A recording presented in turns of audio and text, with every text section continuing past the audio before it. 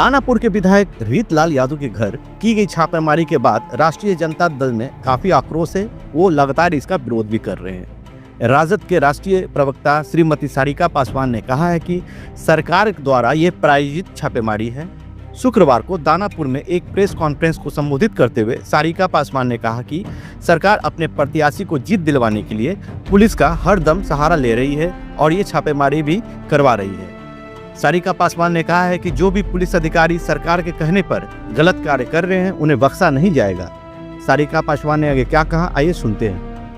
करना चाहूँगी कि आज आप लोग इस प्रेस वार्ता में यहाँ पे आए। कुछ महत्वपूर्ण विषय लेकर के आज हम लोग यहाँ दानापुर विधानसभा के हमारे जो महागठबंधन समर्थित उम्मीदवार हैं रीतलाल यादव जी, जहाँ उनके घर पे बार बार पुलिस जो है अपनी दबिश बना रही है, बार बार रेड करने के लिए जा रही है।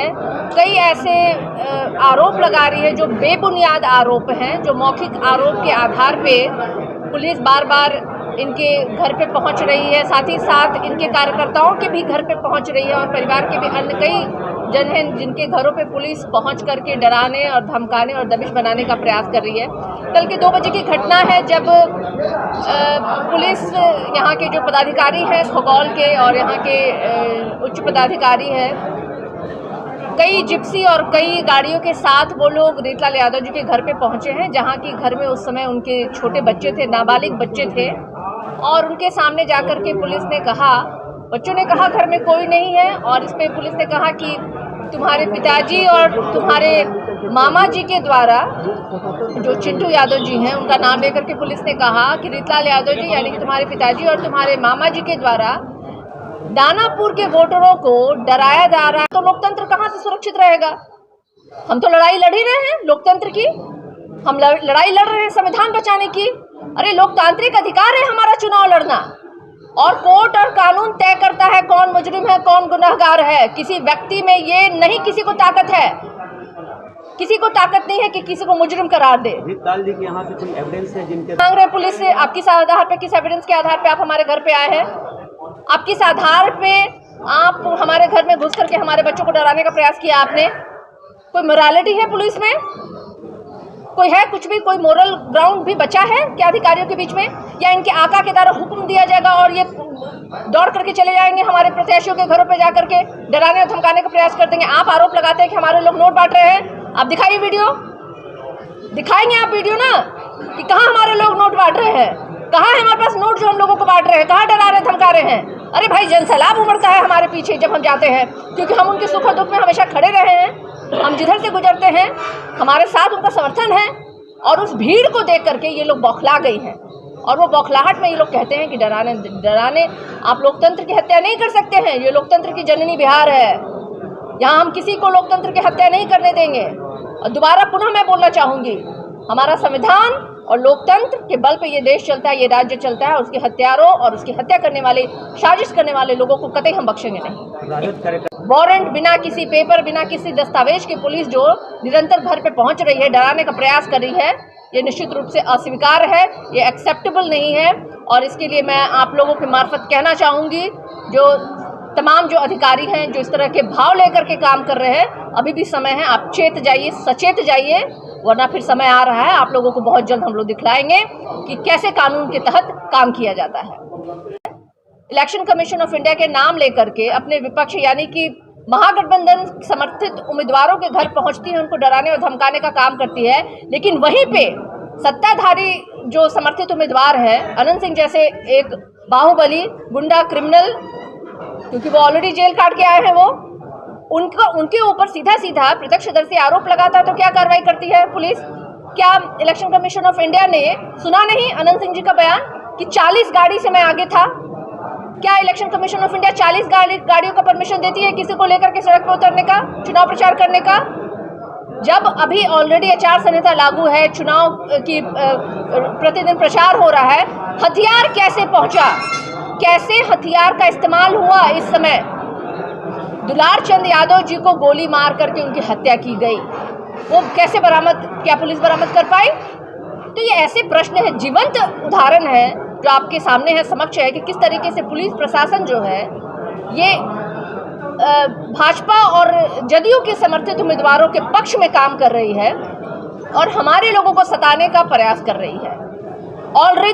ऑलरेडी ये आप सबको पता है कि रीतलाल यादव जी जेल में हैं।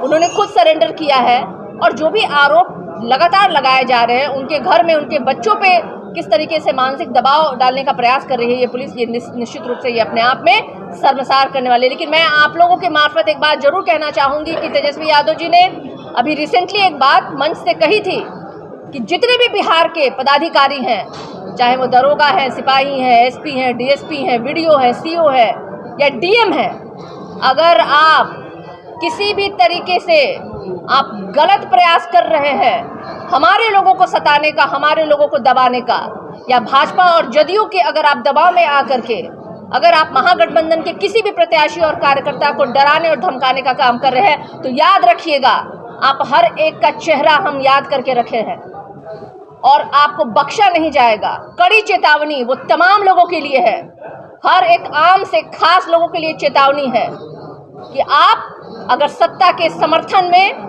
अगर आप किसी भी हमारे प्रत्याशी को, हमारे कार्यकर्ताओं को डराने का अगर प्रयास कर रहे हैं, तो याद रखिएगा जो सजा आपको मिलेगी वो आप उसकी कल्पना भी नहीं कर सकते हैं। आपकी नौकरी अभी 5 साल की नहीं है। मान लीजिए कोई मंत्री विधायक तो 5 साल रहेगा, लेकिन आपकी तो नौकरी 30 साल तक रहेगी। तो आप सत्ताधारियों के दबाव में आके ऐसा कोई काम मत कीजिए कि बाद में आपको उसका खामियाजा भुगतना। बात को कही है, बच्चे तो खैर छोटे हैं, वो लोग उत्तर नहीं दे सकते थे। उसके बाद में पुलिस जो है रीतलाल यादव जी के दफ्तर में पहुंची है। वहाँ भी जहाँ एक कर्मचारी जो वहाँ का केयर टेकर है, जो चाय पानी पिलाने का काम करता है, पुलिस के द्वारा उनको कई थप्पड़ भी जड़े गए। वो डर के वहाँ से भाग गया, कोई और वहाँ पे था भी नहीं। ये घटना के बाद यही घटना को पुनः 11 बजे रात में दोहराया गया है, जब लगभग 6-7 गाड़ियों से पुलिस और लगभग 10 या 15 मोटरसाइकिल से पुलिस जो है पुनः रीतलाल यादव जी के दफ्तर में पहुंची है और वहां पे जाकर के कई घंटे उन लोगों ने बिताया।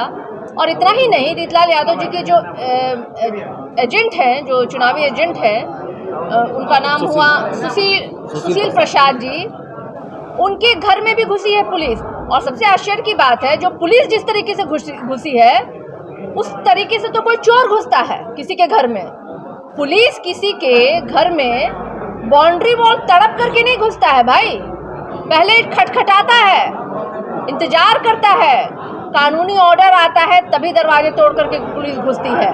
लेकिन ये जो बिहार की पुलिस है, बिहार की जो शासन और सत्ता जो है, जिस तरीके का आज कार्रवाई अपने विपक्षियों के घरों पे करवा रही है, ये दिखाता है कि ये पूरी की पूरी प्रशासन जो है ये सत्ता के इशारे पे अपने विपक्षियों को डराने धमकाने का प्रयास कर रही है। सुशील प्रसाद जी के घर में दीवार तड़प करके ये पुलिस जो है उनके घर में घुसी है। आप समझ सकते हैं ये कैसी घटना और कैसा दृश्य होगा पुलिस कर्मियों के द्वारा जो किया जा रहा है। कई आरोप जो है रीतलाल यादव जी पे लगाए गए। आप सबको पता है कि रीतलाल यादव जी ऑलरेडी जो है वो न्यायिक हिरासत में है और चिंटू यादव जी जिनके बारे में कि पुलिस ये नाम ले रही थी कि वो लोगों को डराने और धमकाने और पैसा देने का आरोप उनके ऊपर जो लगा रहे थे, वो भी अभी न्यायिक हिरासत में है। तो बताइए तो कौन आकर के यहाँ पे रुपए बांट रहा है भाई? पुलिस जो रीतलाल यादव और चिंटू यादव का नाम ले रही है, मतलब वो जेल से उनका क्या, उनका आत्मा आकर के, दूसरा आत्मा आकर के यहाँ पे नोट बांट रहा है लोगों में? किस तरह की आरोप ये पुलिस लगा रही है, किस तरह का दबिश, किस तरह का डराने का प्रयास कर रही है? ये साफ साफ दिख रहा है कि किस तरीके से जो हमारे यहाँ एनडीए के प्रत्याशी हैं, भाजपा समर्पित जो यहाँ दानापुर के प्रत्याशी हैं, जो इतने डरे हुए हैं, इतने अपने हार को सिर्फ कल्पना करके इतने घबराए हुए हैं कि सत्ता और प्रशासन का अपना सहयोग लेकर के हमारे प्रत्याशी के जो समर्थक हैं उनके ऊपर वो एक डर का जो माहौल है वो बनाना चाह रहे हैं। अब देखिए पुलिस कैसे काम करती है। मैं आपको उदाहरण देना चाहूँगी कि कल मोकामा में एक घटना, एक दुलार चंद यादव जी की हत्या की गई है। दुलार चंद जिन्होंने खुद जो वहाँ के प्रत्यक्षदर्शी थे, उन्होंने ये आरोप लगाया है कि अनंत सिंह के 2 समर्थक जो उनके साथ काम करते हैं, करमवीर और किसी एक और व्यक्ति का नाम लिया उन्होंने, कि किस तरीके से उन लोगों ने मेरे दादाजी को हाथ पकड़ा और किस तरीके से अनंत सिंह जी ने गोली चलाई है।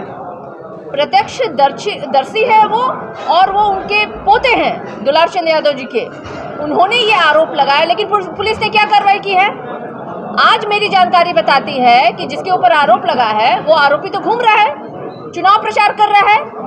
आज एसआईआर के नाम पे ये लोग कह रहे हैं, जैसा कि दानापुर की घटना मैं बताऊं कि जब सवाल किया गया कि आप किनके कहने से, आपके पास क्या कागज है, कुछ आपके पास दीजिएगा ना, साक्ष्य दीजिएगा आप हमारे पास कि अगर हमारे लोग रुपए बांट रहे हैं तो आप हमको वीडियो दिखाइए, फोटोज दिखाइए, आप उनको सामने लाइए।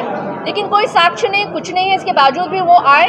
दूसरी बात कि उन्होंने कहा कि एसआईआर यानी कि इलेक्शन कमीशन ऑफ इंडिया के आदेश पे हमने किया। इलेक्शन कमीशन ऑफ इंडिया ये अब जवाब दे कि भाजपा के प्रत्याशी